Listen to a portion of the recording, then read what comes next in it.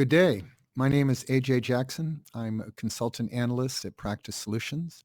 Today, I want to talk to you all about marketing, probably one of the hottest subjects that I get asked on all the time. And the basic question that I get asked is, what works? Everybody hears all these different ideas: social media, external marketing, ads, Twitter, Facebook, um, direct mail, billboards, on and on and on. All these things sound enticing. They also are really expensive or can be expensive. And so the smart executive is obviously trying to do the marketing action that will give them the biggest bang for their buck. In other words, what works? And I get asked this question all the time. And it would seem to be the smart question. The truth is that is the wrong question. Why? Well, marketing is based on marketing principles, just like clinically. There is the theory of germ theory.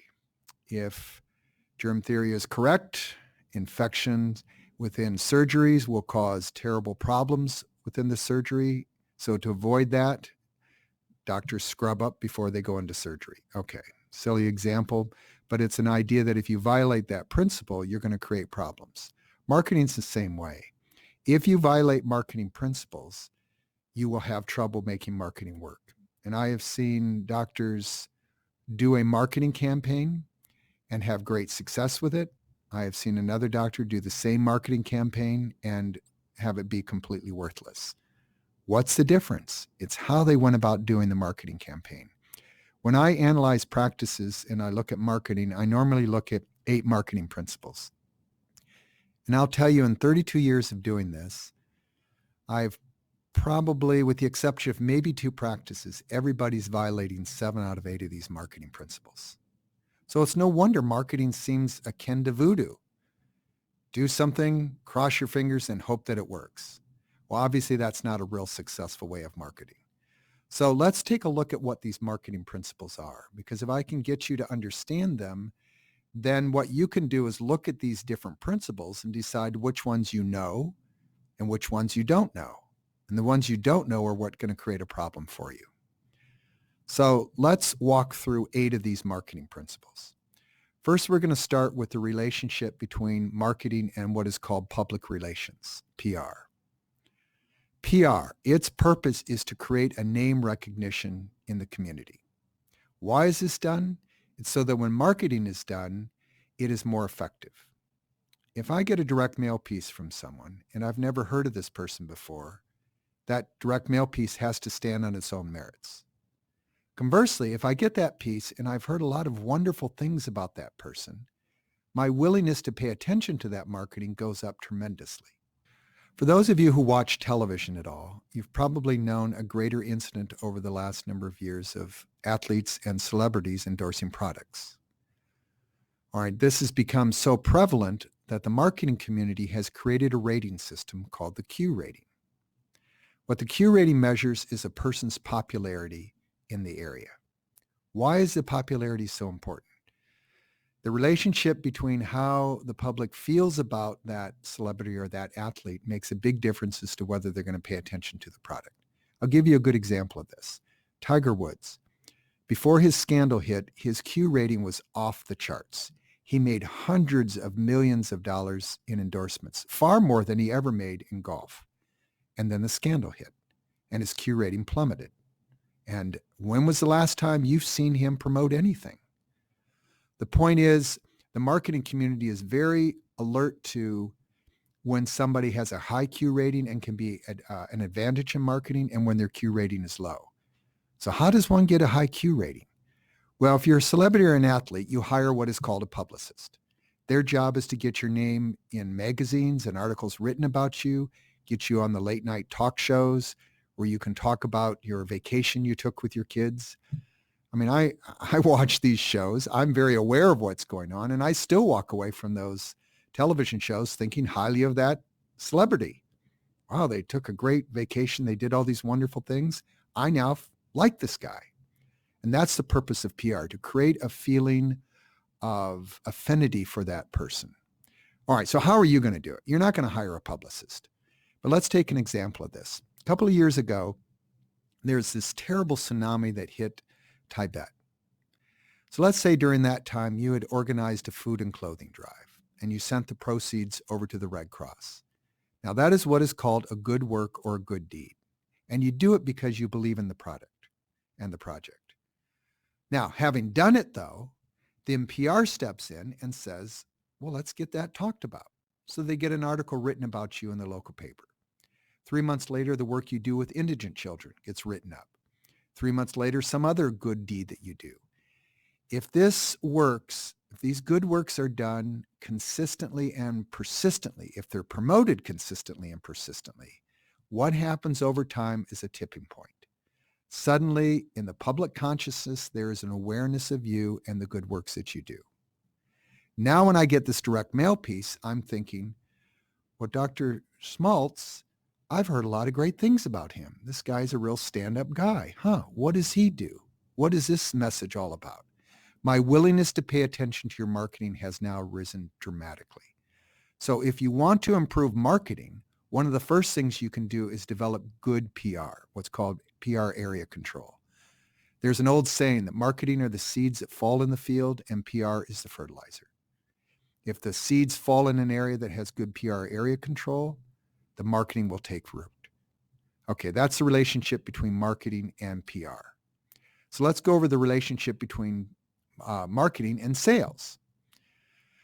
As I said before, the purpose of PR is to make your name well thought of in the community so that marketing works. So what's the purpose of marketing? Most people think it is to get new clients or new patients in. That's actually not true. The purpose of marketing is to create a need or a want. Why? Well, no one's going to do anything. They're not going to buy anything. They're not going to come into the practice. They won't do anything unless they perceive it is something important for them to do. So what good marketing does is it gets that understanding of why that thing is important across to the viewer.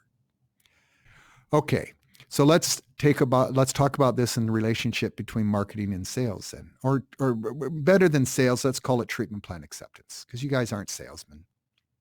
But sadly enough, there is this element of sales that does get involved because a patient or a client comes to you, you present the treatment that needs to be done, the client or patient has reservations about it, and you've got to convince them why it's a good thing to do. All right, I like using the term treatment plan acceptance because when people hear sales, they think of the used car salesman who's pounding them over the head or using nasty techniques to trying to get them to do it, and that's not what we're talking about at all. So we'll pick the neutral term. Treatment plan acceptance. So what's the relationship between marketing and treatment plan acceptance?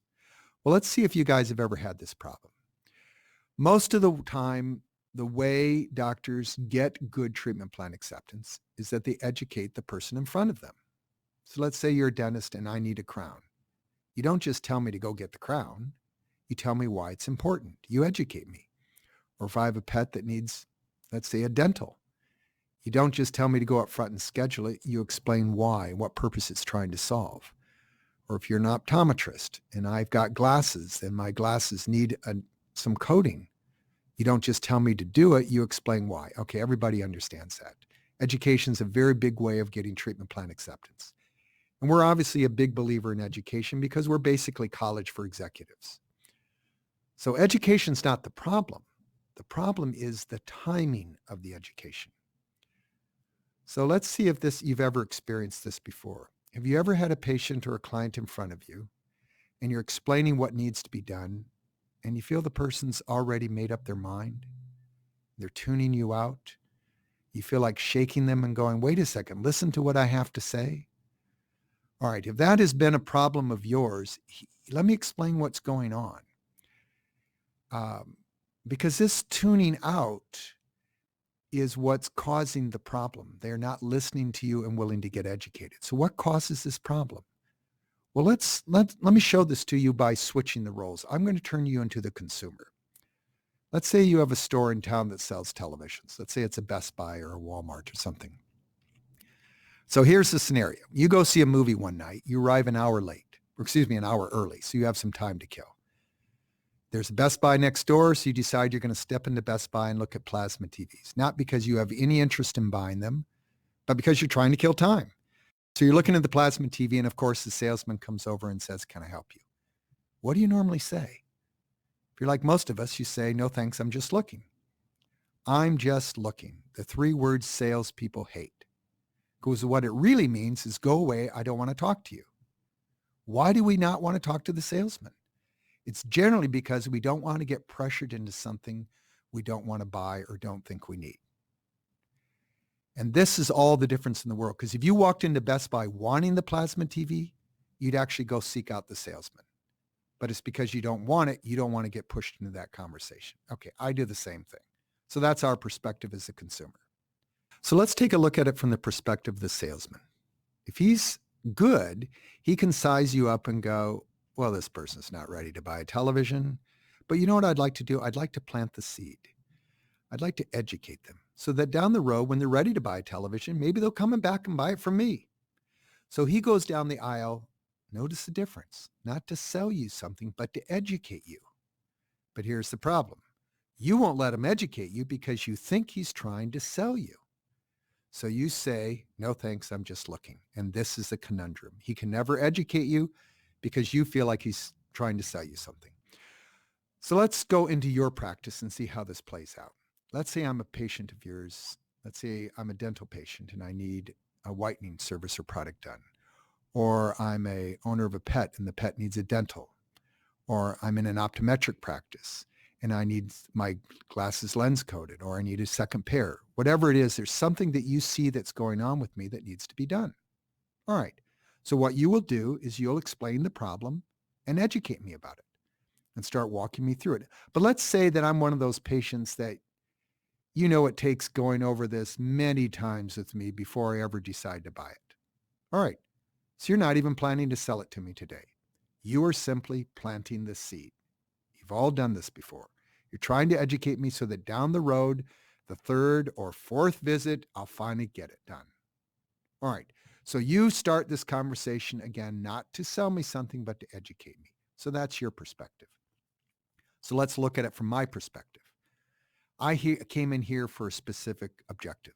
Let's say I'm the dental patient. I wanted to get this one tooth taken care of. And now suddenly I'm getting drawn into this conversation about my teeth not being white enough. Or I have a pet and I came in with a specific concern and now I'm being talked to about their teeth or whatever. Here's my problem. I'm not at Best Buy. So I can't hold my hand up and say, "Wait a second, I'm just looking." Or I can't walk out on you like I could at Best Buy. I'm stuck. The only way I can stop this conversation from occurring is I tune you out. This is why you feel as you start talking to me about something, you're talking to a brick wall. This is the problem. You can't educate me. You can't plant the seed because I think you're trying to sell me something. So how do we get around this problem? Well, let's go back to you as the consumer. And let's now introduce the role of marketing. Remember, the idea of marketing is to create the perception that something is needed or wanted. All right, so let's go back to televisions. Let's say you've been watching commercials about plasma TVs. Let's say you like movies and you realize that movies on a plasma TV, what a great experience. And so you get someone interested. You go online and do some research and maybe you've narrowed it down to a Sony or a Panasonic. Can't figure out which is the best one. So you go back to Best Buy and you're looking at the 2 televisions. And then of course the salesman comes over again and says, "Can I help you?" Now what do you say? Normally you're probably going to say, "Yeah, I'm interested in these televisions. I don't know which is the best one. Give me some information." Okay. And then the salesman now starts talking to you. Now you still may not buy it today, but who's more likely to buy it? You now or you 6 months earlier? Obviously now. And what's the difference? You have some interest. Marketing has done what it's supposed to do. It's created an interest or a feeling of want or need. Now you're willing to talk to the salesman and listen to what he has to say. Okay, so let's go back in the practice. How do we do this same thing within the practice? Well, let's take a specific service. So let's say for the dentist, it is cleaning the teeth or whitening the teeth, excuse me. For the veterinarian, let's say it's a dental. For the optometrist, let us say it is lens coating.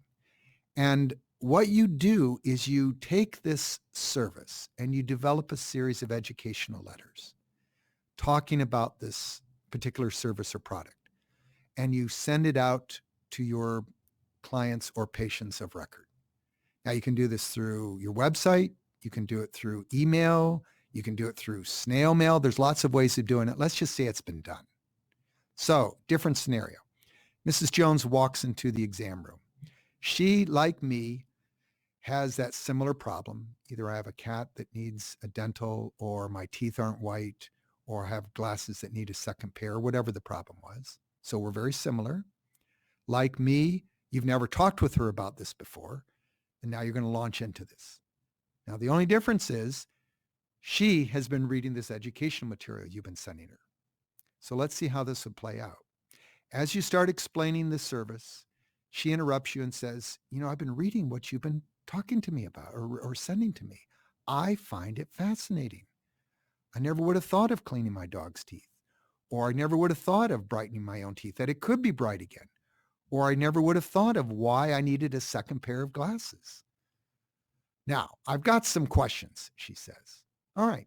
She still may not buy it today, but who's more likely to buy it? Her now or me 6 months earlier? Obviously, her now. So the second part of marketing is, if you want to improve case acceptance, start educating the patient base ahead of time so they don't walk into it feeling like they're being trapped by a salesman. They already have some interest in the service you're going to talk about. Have you noticed that it's the patient who talks to you about that service, asks you questions, seems engaged? They're the ones more likely to buy it. It's because they have an interest in it. And that's the purpose of marketing. So if you want to increase treatment plan acceptance, developing these letter series, this educational letter series, is basically a form of marketing. And it will start educating the patient base, and you will find people far more acceptive and receptive when you go over treatment plans. All right. So let's get to the next one. Before we get into this, though, I need to clear up a couple of concepts. First, there's a term called publics. What publics means is a group of people that have enough in common with each other that you can talk to them as a group. Demographics is another version of this. So, for example, who's the person that makes appointments? Is it the dad or is it the mom? We all know it's the mom. So that's a very specific public. So when you're going to communicate to that group, you would communicate to them much differently than you would to the man. The second term is internal and external marketing. You've probably heard these terms before. Let me clear them up. What makes internal marketing, and external marketing is who you're communicating to. For internal marketing, you're communicating to patients of record, people who've already come into the practice. For external marketing, you're communicating to people who've never been in the practice. They've never heard of you, or they have heard of you kind of peripherally. The third term I want to go over is shotgun marketing versus target marketing. Target marketing is where you take your marketing piece and you promote it or send it out to the people to whom it's applicable. Shotgun marketing is you just throwing it out to everybody. So let me give you an example of how this works. Let's say you're going to do what I was suggesting, and you're actually going to create this letter series.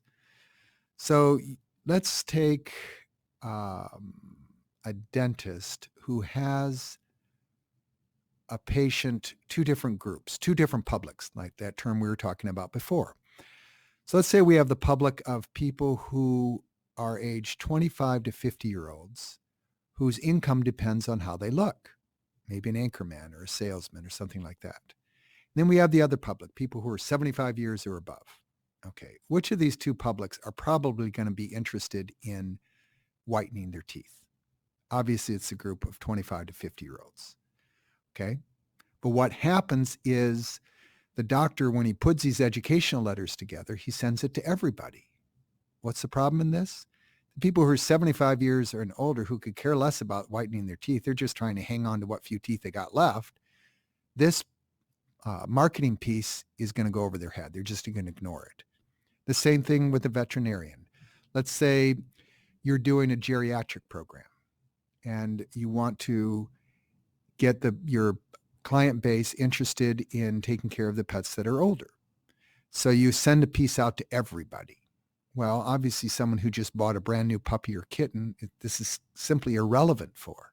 So again, this is what we mean by shotgun marketing. It's taking an idea and promoting it to such broad numbers of publics that a lot of it's wasted. This is where you waste your marketing efforts versus target marketing where you zero in on the public to which it's intended. All right, next problem. In fact, these next two problems are the core of marketing. Problem number one is, how do you get someone to pay attention to your marketing? Number two, how do you get them to act on the marketing? So let's talk about the first one. How do you get someone to pay attention to the marketing? To really look this over, let's go back to you. You ever get much direct mail in your mailbox at home? Well, if you're like most of us, you do. You get a lot of it. How long do you pour through that?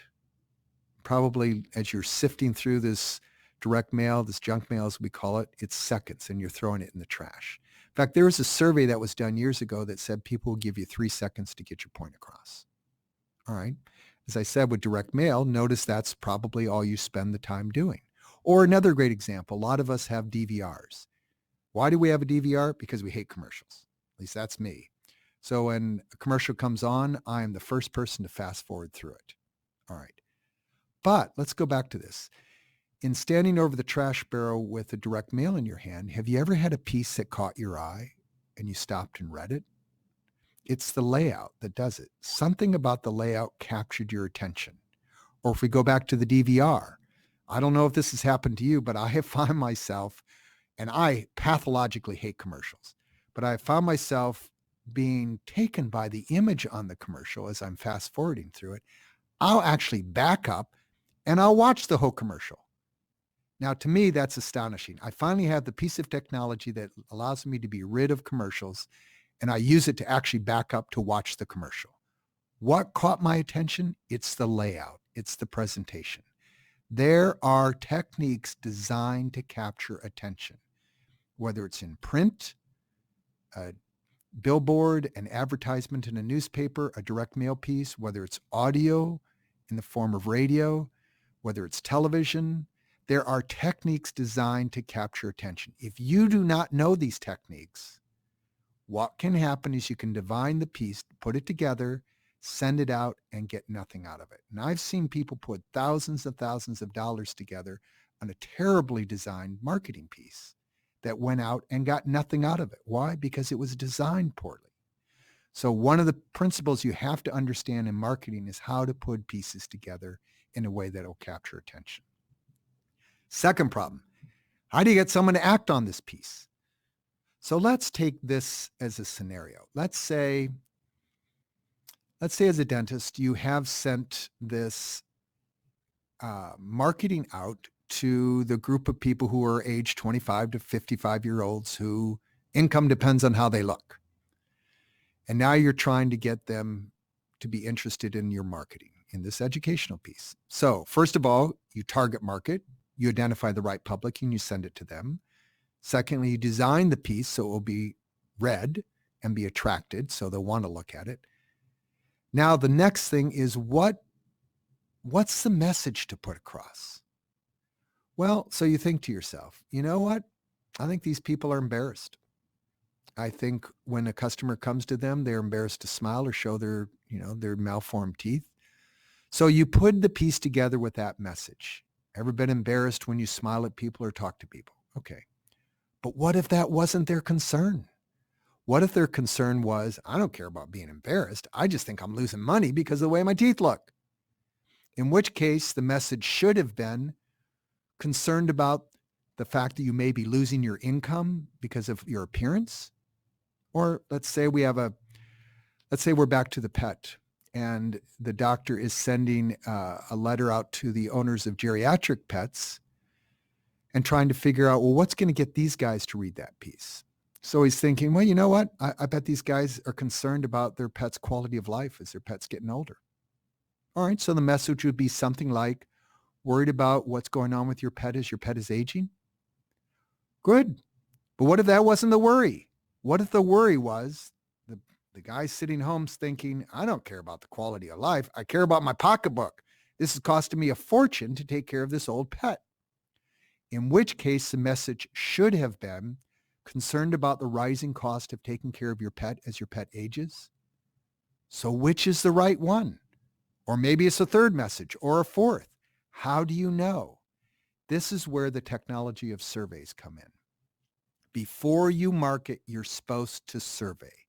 You get to the public, you communicate to the public, you find out what's important to them, what problem they're trying to solve, how much they'd want to spend on it. You find the information out. Now you know how to make your message impact the group you're sending it to. So that's the importance of doing surveys before you do marketing. Next one is repetition. When you do a marketing piece, you're supposed to do it minimally 3 or 4 times. Why? Well, have you ever been to a ball game before, a baseball game? Ever sat in the bleachers and seen those vendors who come by selling popcorn or peanuts? You ever notice they don't just go popcorn, peanuts once and then turn to the next aisle. They say it over and over and over again. Why? Because they're dealing with a distracted group. The people in that section, they're talking to each other, they're texting. Heaven forbid, they're actually watching the game. But the point is they're so distracted that the message is getting lost. It's the same thing with marketing.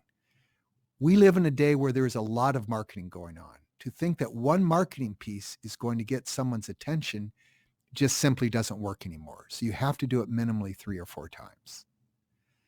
Next, last 2 marketing ideas. Obviously, you want to put your marketing dollars into the marketing campaign that's working. All right. But how do you find out? How do you find out where new patients or new clients come from? If you're like most doctors, what you do is you ask, who can we thank for referring? Or how did you hear about us? This is oftentimes in an intake form, or it's asked by the receptionist or somebody in the practice. You'd think that would be a good question. But the problem is what you're gathering is just the primary impact. You're losing the secondary impact. And because of that, you're going to make some terrible marketing decisions. I'll give you an example. Let's say I get this direct mail piece and I look at it and go, wow, you're close. I think I'll go see the doctor. Before I do, I talk to my neighbor. My neighbor's a patient or a client of yours, and she raves about how great you are. So I go into the practice, and on the sheet of paper, it says, how did you hear about us? And I write down, well, my neighbor ought to be on your payroll. She's so enthusiastic. So what gets marked down is referral from friend. What doesn't get marked down? Direct mail piece. So when you tabulate the data, you see only 1% of the time people said they saw the direct mail piece. So you stop doing it and you just shot yourself in the foot. So how do you get around this problem? Very simply, on your intake form, ask 2 questions. First, how did you hear about us? It is a good question. It's the second one that's key. How else did you hear about us? Check as many as apply. Direct mail, television, radio, billboard, website, whatever. Signage, if you have signage, because that's actually marketing. So you put it all down. Now look what happens. Now when you tabulate the results, maybe the first question, still only 1% of the time that people said direct mail piece. But on the second question, how else did you hear about us? 50% of the people said they saw the direct mail piece. Wouldn't that make a big difference as to whether you kept going with your direct mail or not? And the last is to tabulate the data. You have to take this data you've been amassing of where the patients are coming from, and you have to know how to break it up into their respective categories so that you can identify where the direct mail or the marketing piece or the social media, where is it being effective? Okay, those are the 8 marketing principles. As I said, when I normally review people's marketing, sadly, everybody's violating at least 7 out of 8 of these marketing principles. And they wonder why their marketing doesn't work. Marketing is a complex subject. If you want it to work, it minimally takes a year to develop. Why? Well, let's take one piece. You develop it. You have to wait 6 weeks for enough time to elapse to judge its effectiveness. And then you have to do the same piece 3 or 4 times to maximize its use. That's a half a year with one piece all by itself. When we help people as a consulting company, we're basically college for executives. So we identify what a person doesn't know, then we teach them how to do it. And we actually hold their hands for months and months until they can demonstrate emphatically that they can do it. Marketing, we do differently. Why? Because marketing's so expensive. What we can't afford to do is the doctor fumble his way up his learning curve as he's trying to take these marketing ideas and make them work. So instead, what we do is we sit down with the doctor and we work out all the different marketing ideas that exist. The doctor picks the ones he's comfortable with and fit within his or her marketing budget. And then we actually design the marketing for the person. And then as the year progresses and they're distributing the marketing, then we start teaching them how to market. Marketing is just a complicated subject. It's a learnable subject. You don't need an MBA in marketing, but you do need to understand these basics of marketing. Otherwise, marketing is not going to work. And don't fall into the trap of thinking this marketing company that your brother-in-law told you about is going to work. A lot of these companies are oblivious to these marketing principles, and they're going to give you the piece for you to sign off on. If you can't evaluate that piece and stop a bad piece from going out, then again, you're going to waste this money. So whether you do the marketing yourself or utilize a marketing company, you need to understand these marketing principles. These are the various things that we go over as I do these kinds of analysis and practices. One of the things that I often do when I work with doctors, when I analyze practices, is we will go through generally 9 to 12 very key parts of a practice, and we'll identify which one of those can they fix and which ones can't they, to assess where they're going to be strong and where they're going to be weak. An executive is only as good as he can fix an area that's not functioning well. These analyses are pretty in-depth. What we do is we establish what the goals are for the individual practice owner, and they obviously can vary from practice to practice. So once the goals have been established, then the structure of the analysis is to work backwards, figure out what's going to stop the owner from achieving his goals, and then what are the solutions. So that we have to get into the system and walk through it with the owner to make sure that we've identified where his missing elements are. These analyses that I do, they take about 4 or 5 calls of approximately an hour each. We don't charge for these. And I sort of feel beholden to explain why, because everybody always gets a little nervous that this is too good to be true. The reason we don't charge is this is based on a decision we did and made decades ago. Most consulting companies, when they reach and get out the word out to other people and other practices, they'll do it by going to conventions or putting ads in journals. We decided to take a different approach. Our decision was to just help people for a period of time so they could see what we did. We could demonstrate our competence. Plus, I never know as a company whether we can help somebody until we take a detailed look at their practice. Most companies charge a good amount of money for that. We don't. Where we make our income is when it gets to solutions. A lot of executives want help implementing some of these strategies. And if that's the case, what I do is I put a proposal together for the doctor, walk them through what we would do, what the costs would be, what they would do. And then it's either something that the executive wants to do and feels like it's right for his practice or it's not. These typically are very enjoyable for owners. They get a lot out of it. It gives them a chance to really take a hard look at their practice where oftentimes they haven't had that opportunity to do so. If this is something you're interested in, contact us. There's information on the screen that explains how to get a hold of us. So I wish you all the best of luck. I hope to talk with you in the future. And thank you very much for attending this webinar.